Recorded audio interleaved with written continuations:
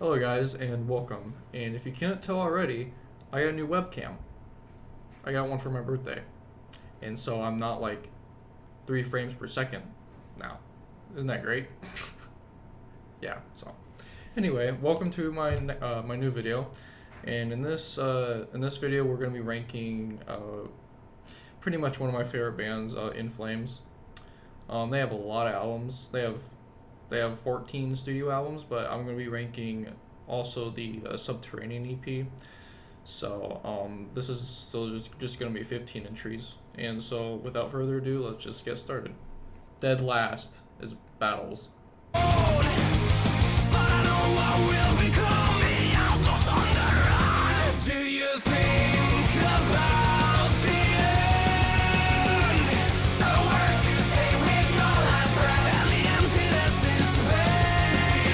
Yeah, so this one is no. This one, look. This isn't the most terrible thing in existence. I've heard worse. But good lord, I do not want to listen to it again. I mean, you could tell they are going full try hard with trying to go for catchy choruses, and almost all of them fall flat on their face, and it's so painful. None of them are memorable since besides the end, which I'll touch on the end later. And none of the songs or choruses have like identity to them. They just don't have the identity that some other songs they did in the past do. And I feel like all of these songs are trying to go for like these very heart touching sad boy power ballads, and it's 55 minutes of that, and it gets old, especially after none of the songs really stand out besides one. And Anders on this album, oh my god, his singing and screaming on this album are so bad. It's like nails on a chalkboard for me. And the riffs feel so dumbed down, and they feel like leftovers from like previous albums that they didn't use. And the children choir on the end, in the chorus, is so goddamn cringe. It is cringe. I do not like the sound of children choirs.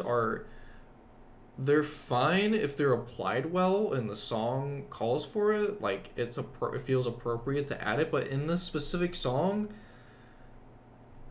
no, it does not need a children choir. And Through My Eyes has a solo where it comes in and it's so loud. It's so very, it's like there's the bass level of the mix, and then the solo is like up here. It is so loud. I'm at least glad Anders has improved since this album has come out, but this one is definitely my least favorite, and I will never willingly listen to again. Unless you pay me like $20, then sure, whatever. And next we have Siren Charms.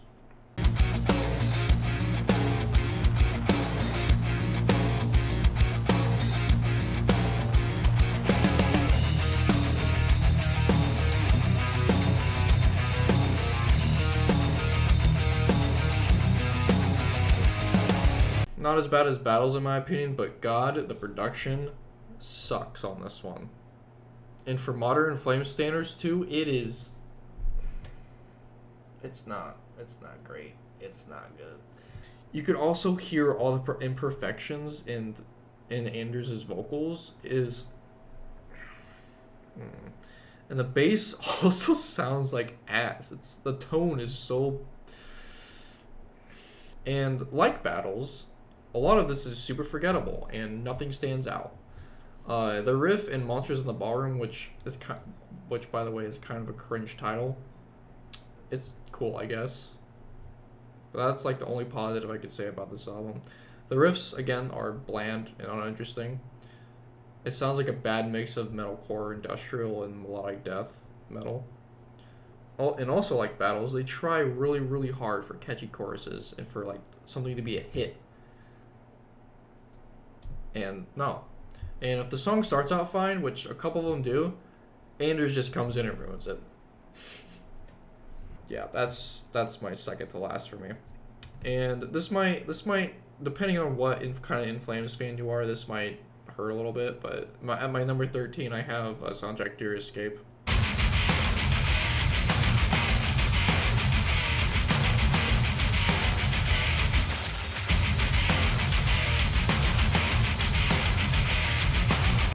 Yeah, I love classic In Flames. Like, Soundtrack to Your Escape, Reroute to Remain, and A Sense of Purpose. Real quote by Nick Nocturnal. I just rolled my eyes when he said that. And also, fun fact, when I was doing my first initial Discog run, which was in 2020, I think, I had to stop because of how boring this album was and how tedious it was to listen to. It dragged on for so long, and it's not even an hour long. It was dragging so much. And this one is definitely a starting point in the career where you could really tell that something is going wrong. They're doing something that they probably shouldn't. They're embracing more of the new metal sound and in some songs as well, and some songs and at least in some of the alternative metal sound too, which they've made albums where they incorporate this alt metal sound and they sound good, but this is not one of them. And one song from this album auto-played on my Spotify when I was not looking, and I thought it was a Korn song. And the song was Evil in a Closet, where I think it's Anders' vocals that he starts doing like this Korn thing. I mean, it's not a bad thing, but it's just not a good fit for the band in my opinion. Yeah, and the type of clean and muttered vocals that Anders does, he does it a little in previous albums, but it's not like his secondary like vocal technique. And he still at this point wasn't the best vocalist either. The vocals on this thing can be irritating, and this will be a trend for a lot of the mid-era albums. And then next, in my number 12, I have Eye of the Mask.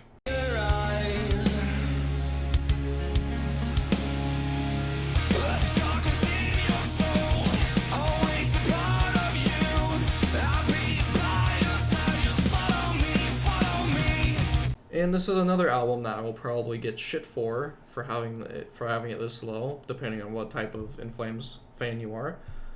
But the reason I have this one low is because all these songs start out promising, and then they progressively get worse.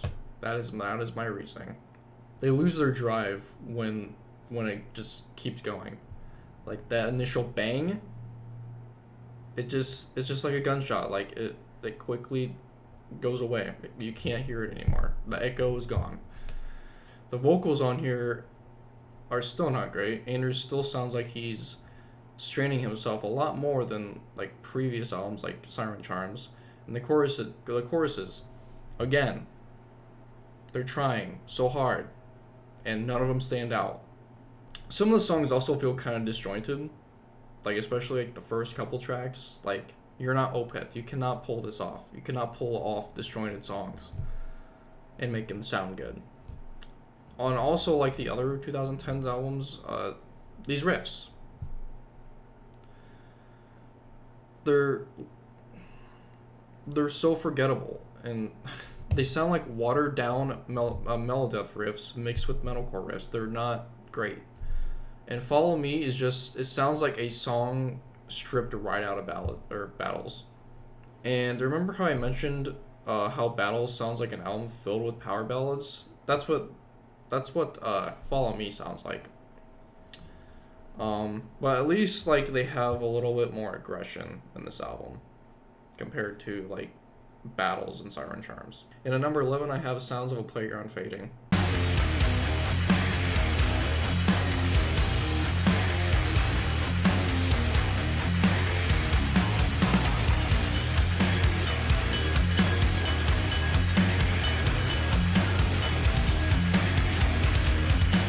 And so we're at a point in this ranking where I don't have much to say, because these are like the boring albums. We're past like the bad albums, but these are like the boring albums.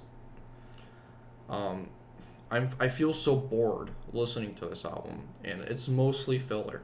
Like, there's nothing that stands out. The riffing is generic. It puts me asleep. This is also the first album not to feature Jesper Strongblad, which is the founder and guitarist and main guitarist up to this point in their career. The production is punchy and good, so that's something positive about it. And since I don't have anything else to say about the actual music, this is probably their most generic looking album cover. The colors are ugly. Yeah, this album is just complete filler for me. There's no song on here that sticks out to me. And number 10, I have a Sense of Purpose.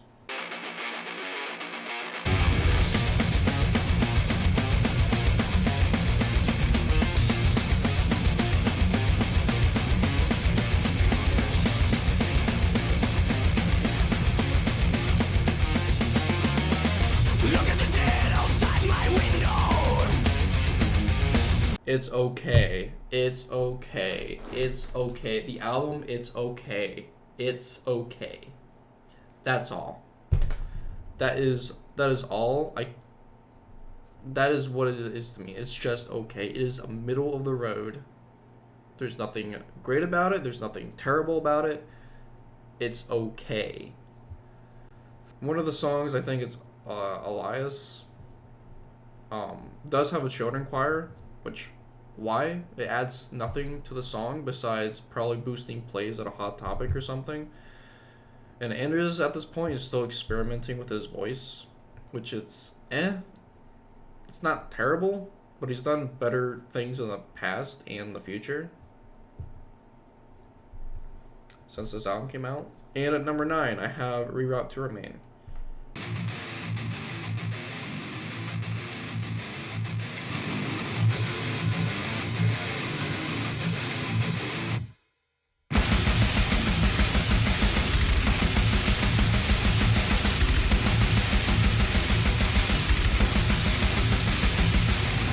Okay, we are finally to the good albums, like the albums that I deem are good. From now on, these albums are going to be either good or amazing. And so Reroute to Remain is the bottom of my good, which mostly because some of the songs don't do much for me. This is also them experimenting with like more synthesizers, and they kind of put them in your face, which is kind of annoying, but it's not terrible. And Anders has fully transitioned into trying catchy choruses after experimenting with them on like Clayman, but like only for the week has a catchy chorus. And I think the title track is great. I think Transparent is one of their most brutal songs. That intro is pretty baller. Those two tracks are definitely my favorite. But other than that, nothing else much to say about Reroute besides it's a pretty solid album. And number 8, I have Come Clarity.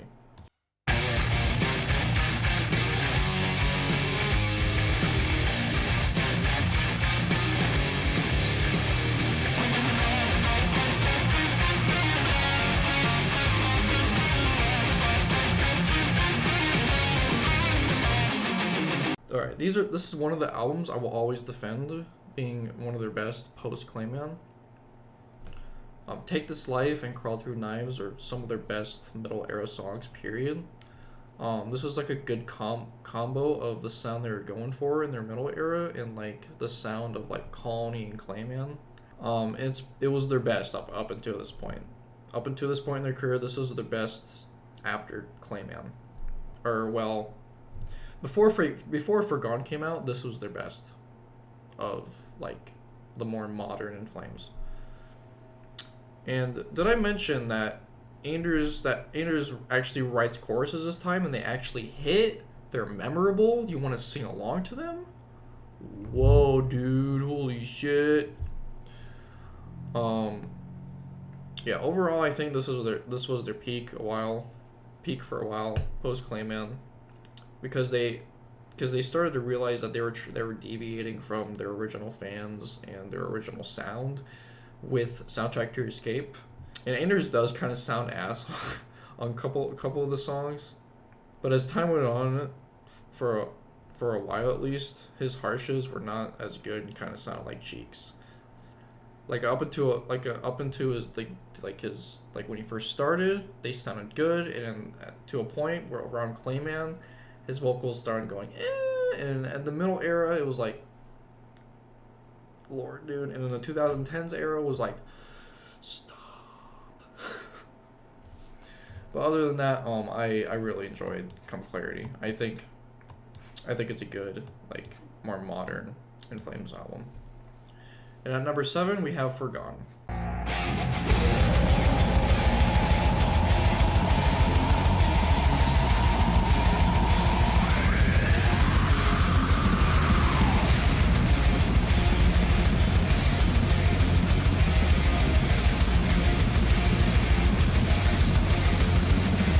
Holy shit. This album, I will say, it did a little disappoint me when it came out, because they released all my favorite tracks as singles. And so some, like I said, some of the songs on the album that weren't singles kind of disappointed me. But in my opinion, this is their best album since Clayman, period. In my personal opinion. And despite what Anders has said in the past about possible rivalry with the Halo Effect, which is a band formed by Jesper, Michael Stan from Dark Tranquillity, and a couple other past In Flames members, I think the forming of the Halo Effect was the best thing to happen in Flames, plus like a break because of like COVID. They brought all types of sounds on this album. They got the oldish In Flames, like the Colony Clayman era, with songs like State of Slow Decay, Forgone Part 1 and 2, and The Great Deceiver.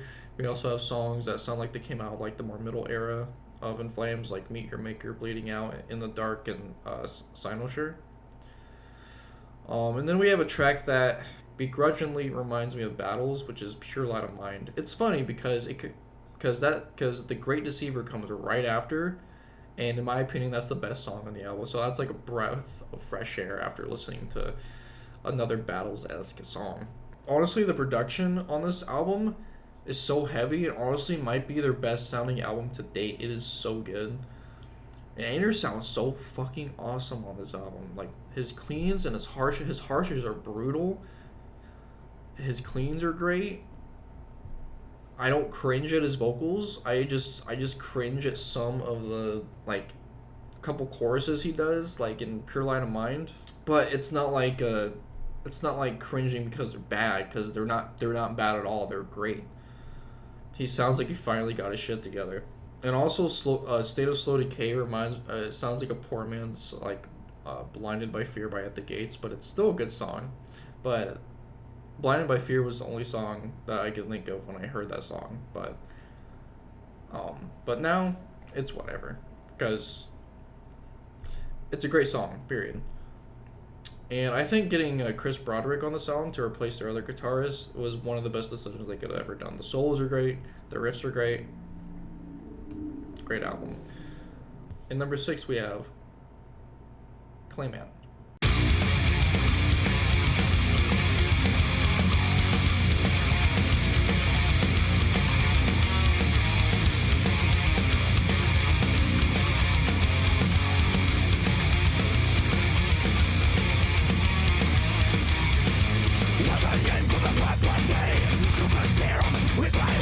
This is their big boy and their magnum opus, as some people would say. This is the album that brought the band into the spotlight. This is the album where Anders starts to try to do mostly highs instead of his middle ranged growls that he mostly does, and they kind of sound eh. This is where he starts kind of being or a little irritating when it comes to the vocals. But this album starts out so goddamn well. Bullet Ride is a massive banger. Pitball Map slaps. Only for the Weak is the reason this album is so popular, and honestly, it's for a good reason too. But in my opinion, keep in mind, I still enjoy this album. I think this album kind of dwindles after like the first 3 tracks. I think Score Nothing and Swim are highlights past those. But other than that, I'm not super crazy about like the deeper cuts, like Brush the Dust Away, Suburban Me, Another Day in the Quicksand. I think the first half of this album is amazing, while the second half is kind of meh. minus Swim. I think this album would have been better as an EP. It would have probably been better than Colony. And I know some people who think that this is either their best album or their worst, or the worst Melodeath stuff but in my opinion, this is their worst Melodeath album era album. Number 5, we have Colony.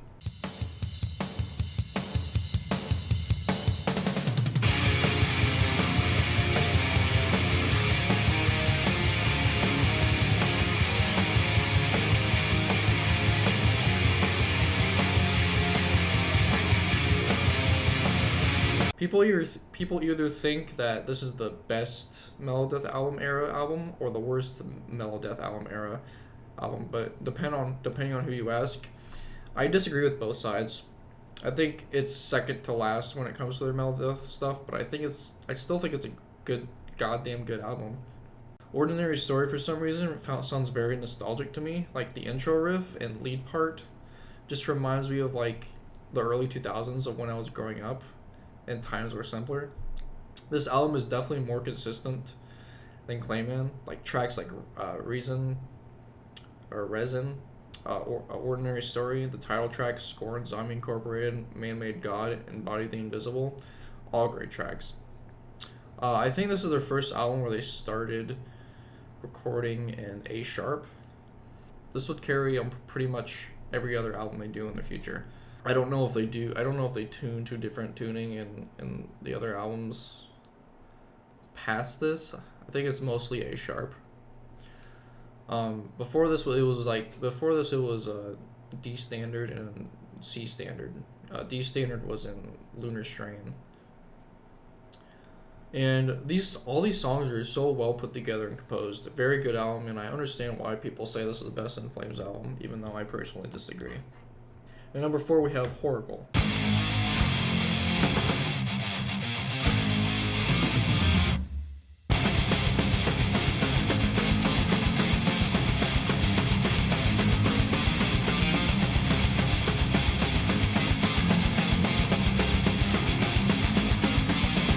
This is a great follow-up to The Just Erase. The fact that Metal Archives has this as their worst Melodeath era album kind of boggles me. This album is great front to back. Starting off with an amazing opener like Jotun, and then getting into a more fast-paced song like Food for the Gods, which kind of reminds me of At the Gates. Genoscope is amazingly written, and the riffs and melodies are so gorgeous. They also have a re-recording of Clad in Shadows from Lunar Strain, which is pretty neat. A Dialogue with the Stars is a pretty neat instrumental. I feel like they're carrying on this thing where they're recording one instrumental like per album. Like in Lunar Strain you had Dreamscape, Just Erase, you had Wayfear, and then now Dialogue with Horacle. Alright, number 3 we have the Subterranean EP.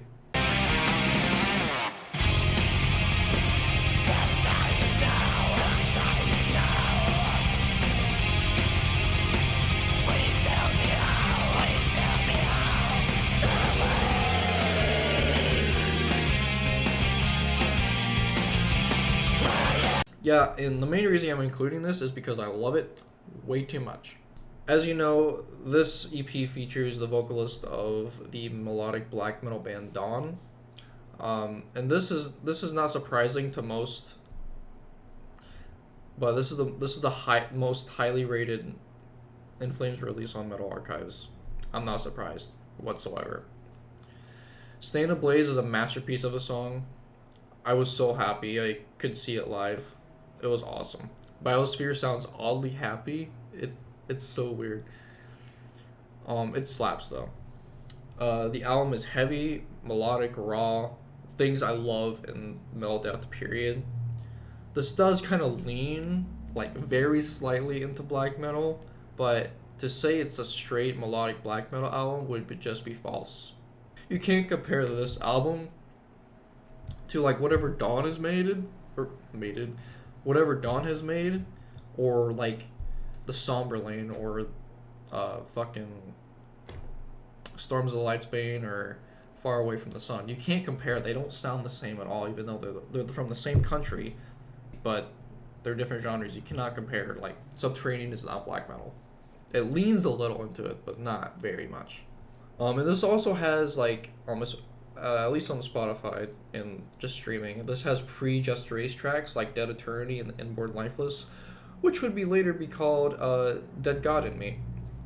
And the acoustic guitar on this sounds so fucking good. I love it. It sounds so good. I'm a massive fan of this sound of what this album has. I'm a massive fan of it, so this is why it's above a lot of like beloved albums. It's a short and sweet EP, but it leaves you wanting more if you love this type of sound. Me personally, I love it. And at number 2, we have Lunar Strain.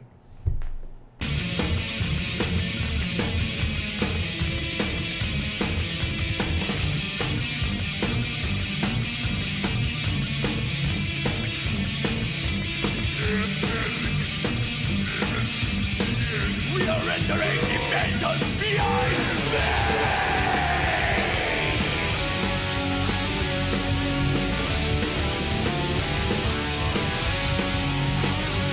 I am so tired of people thinking that this is just like a below average In Flames album.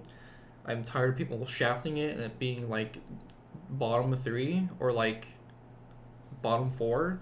It's at least top 7. It doesn't have to be where I put it right here for number 2. It doesn't have to be here. At least top 7, in my opinion. I think this is their most underrated album. But most rankings, I see people put this in like B or C tier. Like, why? This is a great album. Yeah, it doesn't sound like what like we think of In Flames now with like Colony, the Just Erase, Clayman. Yeah, it doesn't sound like that, but that doesn't mean it's bad or anything. Yeah, this is one of my favorites to ever come out of Sweden, like ever. This album is raw, it's aggressive, it's emotionally melodic. This album features the vocalist Michael Stan from Dark Tranquillity. And it's funny how both vocalists of In Flames and Dark Tranquillity starred in opposite bands. Like, Anders was in Dark Tranquillity, he was on Skydancer, and then Michael was on Lunar Strain. In the original version of Behind Space is the best version, and I will fight that. Yeah, the re-recording of it is punchier, and they changed up the bridge, but this version is in particular is raw. It's atmospheric, and it has an absolutely beautiful acoustic outro. It's amazing. Everlost Part 1 and 2 are some amazing songs. Part 2 is so gorgeous with the woman vocalist. Dreamscape is a fun instrumental track. This album as a whole is a classic in death metal history, in my opinion. And I'm just tired of people thinking that this is not a great album. But when you look closely, this is some of the best death metal to come out in the 90s. It's amazing. I love it. I'm sorry if you disagree or can't see it, but me personally, I think it's deserving of more praise. At least the band still plays Behind Space live. I'm glad for that. And at number 1, we have the Just Erase. You'll never be alone again. You'll never die again. You'll never be born again. You'll forever be stuck here in eternity.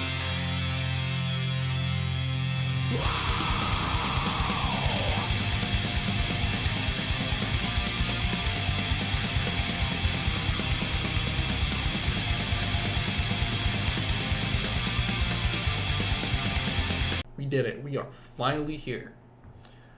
We are finally at what I deem as not only the best In Flames album, but the best Megadeth album in general, and my personal favorite album of all time. I can speak for hours on why I love this album and why it's so good, but I'm not gonna make this an hour-long video. Moonshield is one of the best metal songs of all time, period. One of the best. The beautiful folky acoustic intro with kind of a waltz feel throughout the entire song. A very catchy song. The Jester's dance is just gorgeous. It makes me think of like a jester in medieval times, like dancing to it. There is no part in the album that bores me. Every single riff hits. Every moment is pure bliss for me. The guitar tone is awesome. The mix is overall pretty good. This album isn't also afraid to get aggressive either, because I know some people think of melodic death metal as like not very aggressive, more melodicism, which you're kind of right, but this but like I said, this album isn't afraid to get hard. Like songs like Graveland, December Flower, Dead God in Me, and Dead Eternity. If it isn't smacking you with one of the best riffs you've ever heard, it's playing a very fun and catchy melody. And Dead Eternity is personally my favorite track off this album, and it's also my favorite track or song in general. The worst song on this album is still a 9 out of 10, which my least favorite is Artifacts of the Black Rain. 9 out of 10, it's still an amazing song. I love this album so much. It never gets old for me. It gets better and better after every listen. I love it. I love it so much. But if I had to just to do something fun, I'm going to rank these albums. So at number 10, I have Artifacts. Number 9, I have Lord Hypnos. Number 8, I have The Jester Race. Number 7, I have The Jester's Dance. 6, I have Graveland. Number 5, I have Wayfarer. At number 4, I have Dead God in Me. And number 3, I have December Flower. And number 2, I have Moonshield. And at number 1, Dead Eternity. Yeah, so anyway, I hope you guys enjoyed this ranking and me talking about this band, because I love this band, especially their early stuff. I really hope they continue on and make another good album like Forgone. But yeah, if you guys enjoyed, click like, subscribe, and have a good rest of your day.